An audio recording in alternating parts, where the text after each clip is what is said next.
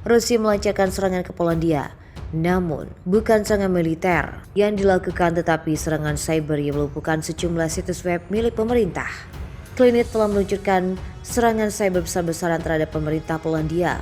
Kelompok pro-Rusia yang telah aktif sejak Maret tahun ini menyatakan perang terhadap seluruh negara termasuk Polandia, Jerman, dan Inggris. Ini merupakan serangan lanjutan setelah kelompok tersebut menyerang Lituania selama 2 minggu terakhir. Adapun serangan-serangan itu sebagai tanggapan terhadap negara yang memblokir pengangkutan barang seperti batu bara dan logam bergerak melintai wilayahnya ke Rusia. Jonas Kadikovas, Direktur Pusat Keamanan Cyber Nasional Lituania mengatakan, serangan ini terjadi setelah terus-menerus dan tersebar luas di semua sektor negara. Sejak awal serangan Rusia ke Ukraina, Polandia sangat menentang Moskow, menyerukan Uni Eropa untuk mengakhiri ketergantungannya pada minyak dan gas Rusia. Bulan lalu, Oleg Trapki, Kepala Departemen Kementerian Luar Negeri yang bertanggung jawab atas hubungan Rusia dengan Eropa, memperingatkan bahwa Rusia akan membalas Polandia sebagai respon atas berbukulnya pasukan NATO di wilayah tersebut. Rentetan rudal Rusia menghantam pangkalan besar Ukraina di dekat pembatasan dengan anggota Organisasi Fakta Pertahanan Atlantik Utara NATO. Polandia pada Minggu 13 Maret menewaskan 35 orang dan melukai 134, kata seorang pejabat setempat. Dilansir dari laman Channel News Asia, pada 14 Maret yang lalu, Kementerian Pertahanan Rusia mengatakan serangan udara itu telah menghancurkan sejumlah besar jam yang dipasok oleh negara-negara asing yang disimpan di fasilitas pelatihan yang luas dan telah menewaskan hingga 150 tentara bayaran asing. Reuters tidak dapat secara independen memverifikasi korban dilaporkan oleh kedua belah pihak. Serangan terhadap kedua pusat perdamaian dan keamanan internasional Yaroslavl, sebuah pangkalan hanya 25 km dari perdataan Polandia yang sebelumnya menampung infrastruktur militer NATO, membawa konflik ke ambang pintu aliansi pertahanan barat. Rusia telah memperingatkan pada hari Sabtu bahwa konvoi pengiriman senjata barat ke Ukraina dapat dianggap sebagai target yang sah. Gubernur regional Maxim Kolkotsky mengatakan pesawat tempur menembakkan sekitar 30 roket di fasilitas Yaroslavl dan beberapa dicegat. Sedikitnya 35 orang tewas dan 134 terluka.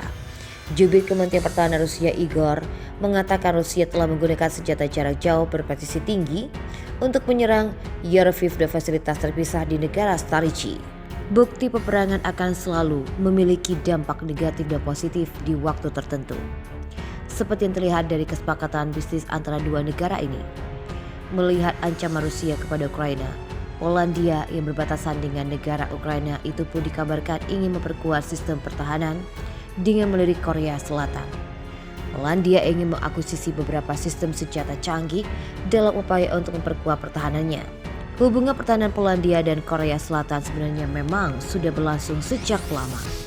Saat itu Presiden Polandia Bolesław Komorowski bertemu dengan Presiden Korea Selatan Park Geun-hye di Seoul. Kesepakatan kemitraan strategis itu adalah sebagian percobaan jalan 24 tahun dari tahun 89 hingga 2013 hubungan dua negara ini. Karena Polandia dan Korea Selatan telah menjalin hubungan diplomatik sejak tahun 89. Presiden Polandia berpendapat bahwa formula kemitraan strategis juga akan berdampak positif pada penangkapan dan peningkatan aktivitas dan keberhasilan perusahaan Polandia yang beroperasi di Korea Selatan.